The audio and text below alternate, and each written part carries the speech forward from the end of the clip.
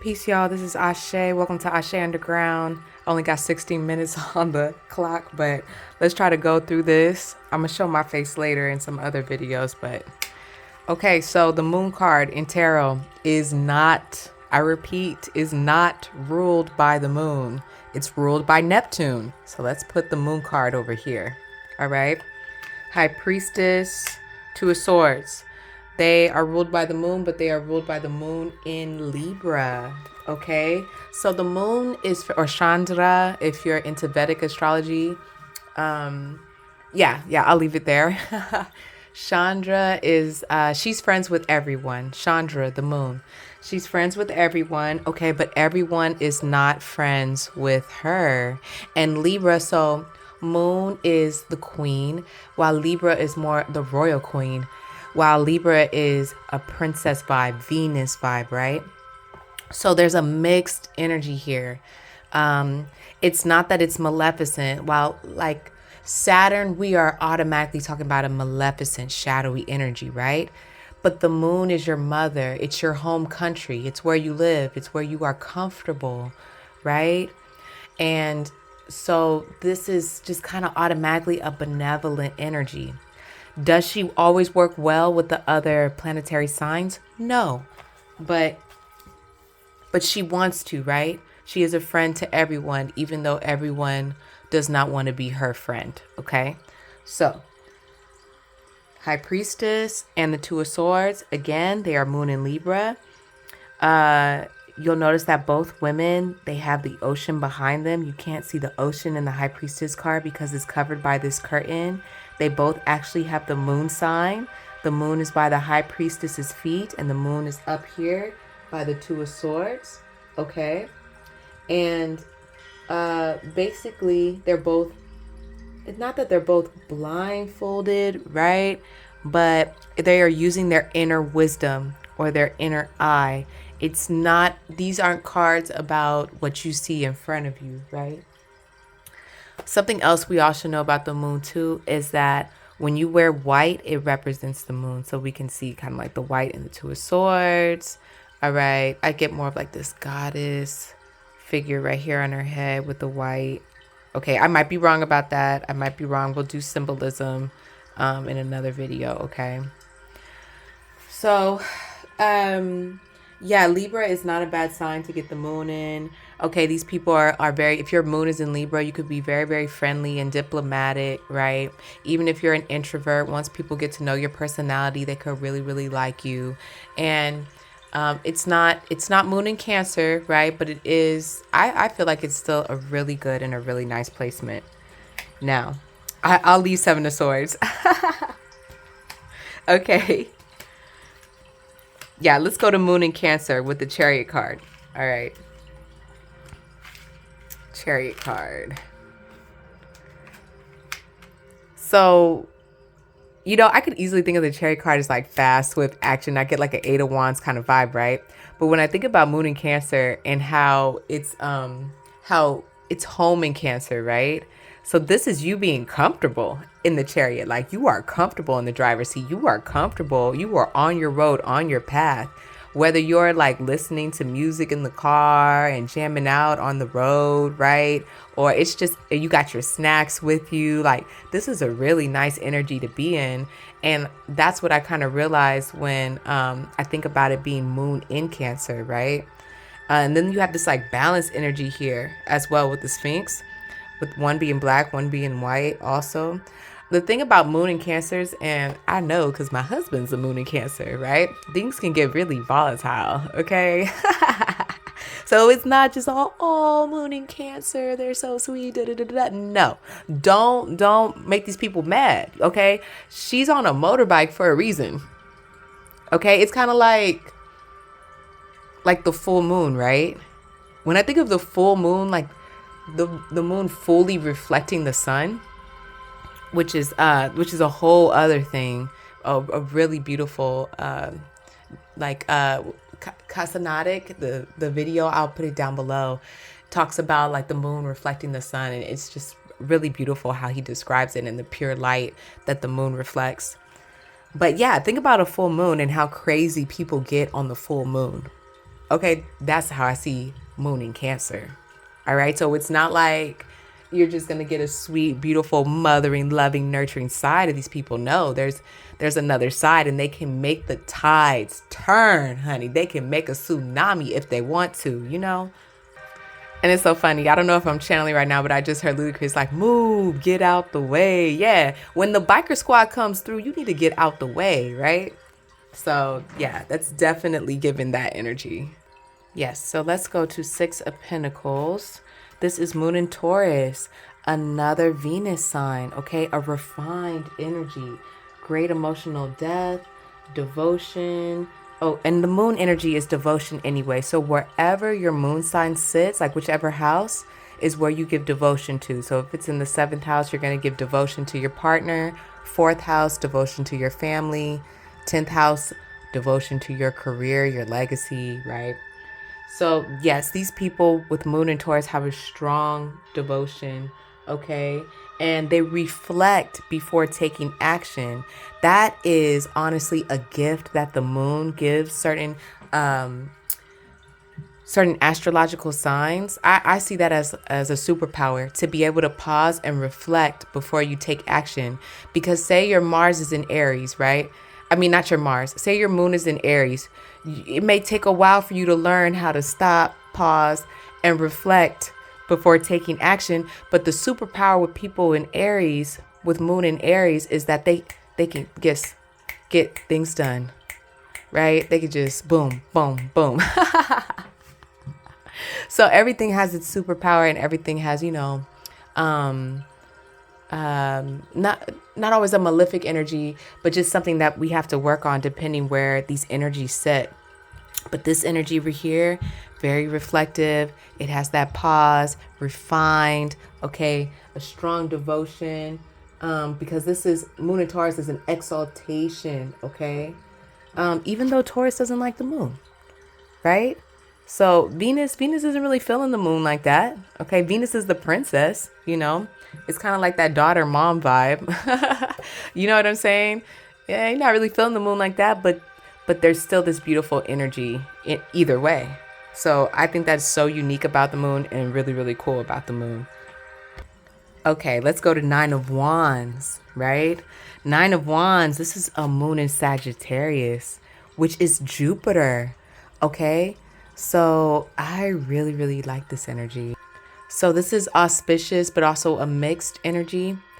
Okay, so the story behind Jupiter and the moon is that the moon slept with Jupiter's wife or husband. And because Jupiter is so wise, Jupiter forgave the moon. So they're cool, right? But that's like the kind of like the behind the scenes lore or story as to why there's that mixed energy going on there.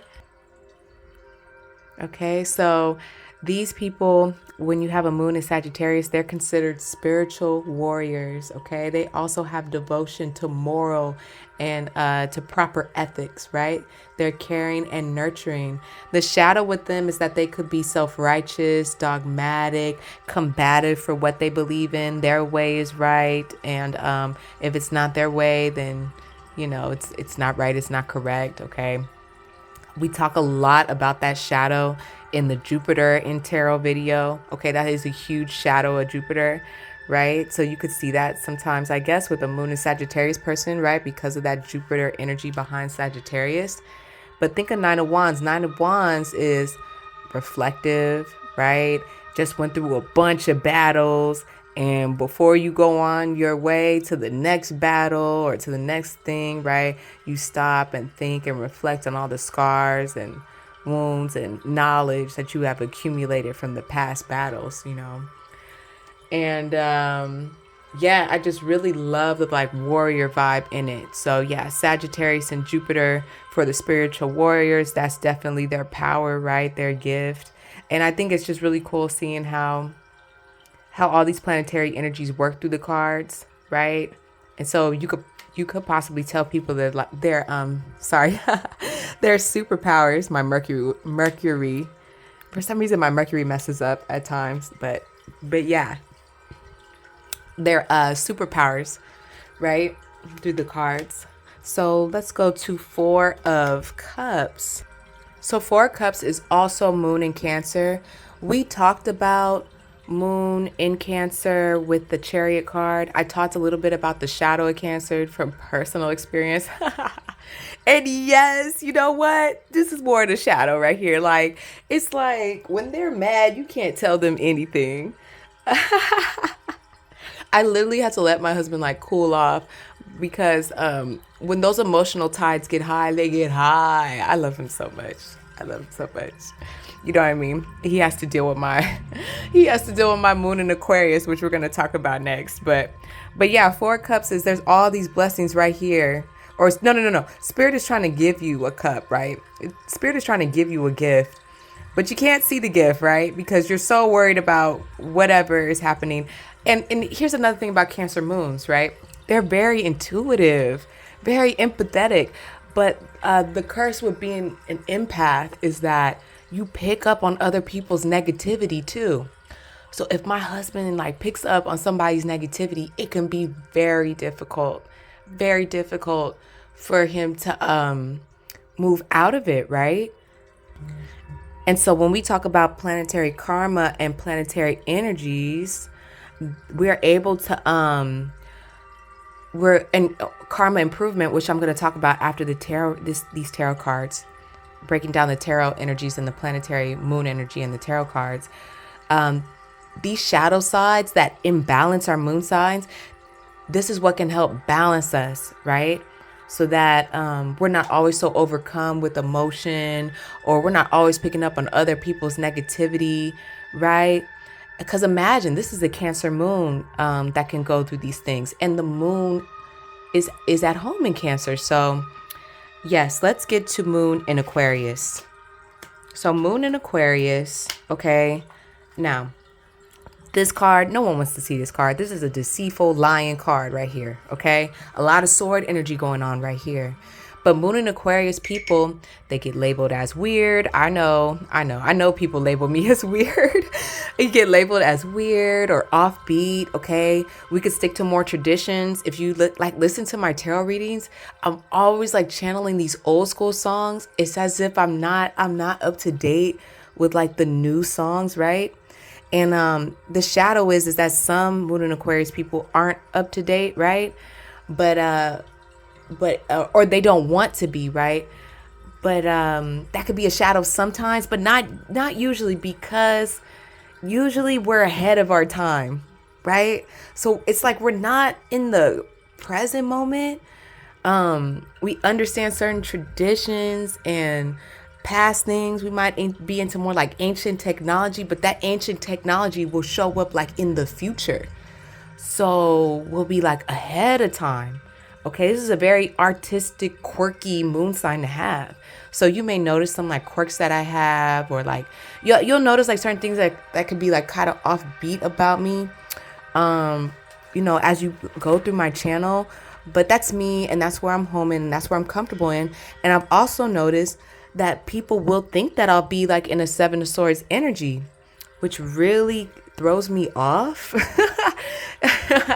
But maybe it's I don't know, it's more like a strategy thing, right?